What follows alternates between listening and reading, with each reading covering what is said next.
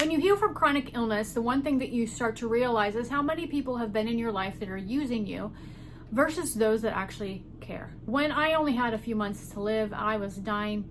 I run a podcast, I run a marketing agency, and I would do the podcast out of the kindness of my heart. And I would promote all of these brands for free just because I wanted to help people, right? And I've been doing it for years. I had my first podcast in 2008, and this one was the same podcast. I just changed the name. So I've done thousands of podcasts. And, it's something that I've really been able to do over the years and really helped me to just work on my speaking skills, all of that. And I used to promote nonprofits. Then I just started to promote businesses. And I marketed my podcast at number 5 in business in the nation. And that was really wonderful. And so I thought, well, I can use that now because, I've got this top podcast. I can use it to help other people. And when I got sick, I had some dude that tried to say he was going to sue me because I didn't get his podcast out. First of all, it was the kindness of my heart that I was even doing it, right? And there was no requirement. There's no contracts involved, right? There was no promises about anything. And the fact that he thought that he could sue me for doing something out of the kindness of my heart is bizarre to me. I had people that were messaging me nonstop. Where's my podcast? Where my podcast? Where my podcast? Where my podcast? This one lady was constantly sending me these messages, and I had sent messages out and said, hey, I'm sick, I've been dying. I'm going through recovery.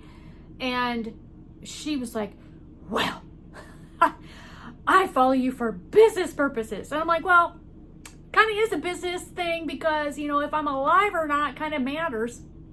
If I'm not alive, I can't be doing much, right? And, like I said in previous videos, my whole body had shut down, right? I wasn't digesting any food and I didn't get any nutrients from my body. All of my food was leaking into my body. I was not getting any vitamins at all. My body could not absorb any vitamins. My hair stopped growing. My eyesight started, had gotten worse and worse and worse and worse and worse. Now I'm getting my eyesight back. Just different functions. Hormones shut down, right? Everything just shut down. Anything that I didn't need to survive had shut down. I had no energy. I had the energy of a snail. What would take me a month to do, I now can do in less than a week. And that's just the reality. And so I didn't realize how bad off I had gotten, but I was really sick. And I was in constant pain with my ears, having systemic candida in my ears and in my mouth, couldn't eat certain foods.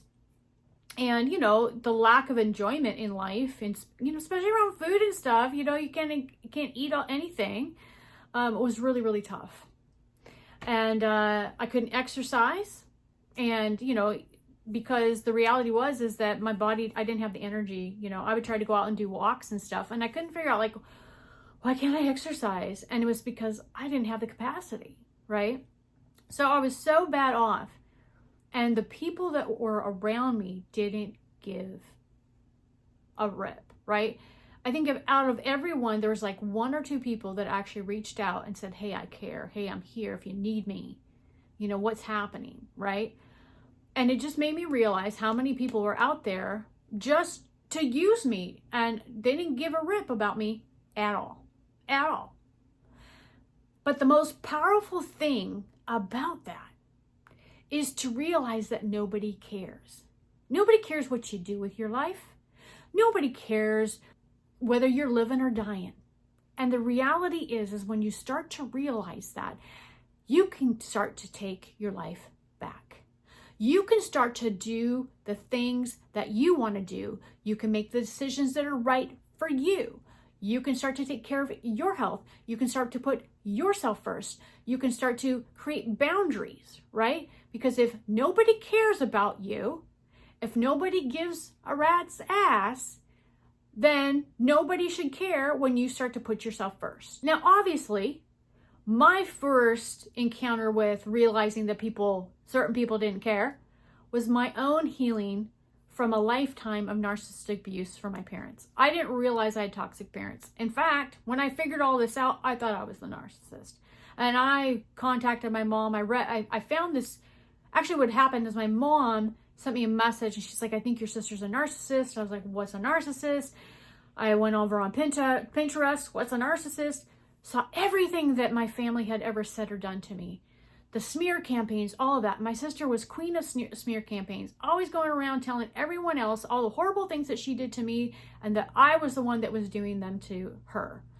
And then she also lied, made up all kinds of things too.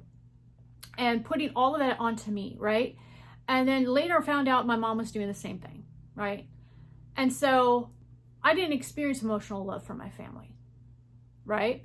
And I think that's one thing that's really difficult in toxic family dynamics is that they'll do really nice, kind things for you. You have some good memories, but then you've got, the things that they didn't do, the emotional nurturing, the emotional love. And then there's obviously all the narcissistic abuse type things. But I remember seeing all of this in front of me. And I found a book by a lady by the name of Dr. Carol McBride called Will I Ever Be Good Enough? She has a 99% recovery rate for those who have been raised in toxic environments. Went through her program and I was able to restore my life and heal myself. And I went no contact with my family. And I did so because I realized they didn't love me, and nor would they ever. They didn't emotionally love me. So it's not going to be anything to them for me to put myself first and take care of myself, right? It might hurt their ego a little bit, but they don't love me. And I had to come to that realization and understanding. Now, they love me in their way, and their way would be, transactional. What you do for me. I had to come to that realization, accept them for who they are. And that was my beginning of realizing that those that I loved were around me didn't care. And I just needed to go out and do my own thing. The other thing that I had done in my life because of where I was raised was put myself in religious environments that were toxic and that had toxic leaders. And we're going to dive into that a little bit more. And realizing that they didn't care. They wanted me to serve them, serve their vision, and do all of these things and make them amazing. But they didn't care about me. And so if you're watching this and you have experienced this as well, or you experience it in your process of healing, know this, there is great freedom in knowing that nobody cares. Because when nobody cares, you can make the decisions that you need to make for your own life. You can live freely. You can do what you're going to do. You can make the decisions that are best for you. And one of the decisions I have made is to share my journey and share my videos with other people that might need to heal. So hopefully you'll subscribe to my YouTube channel.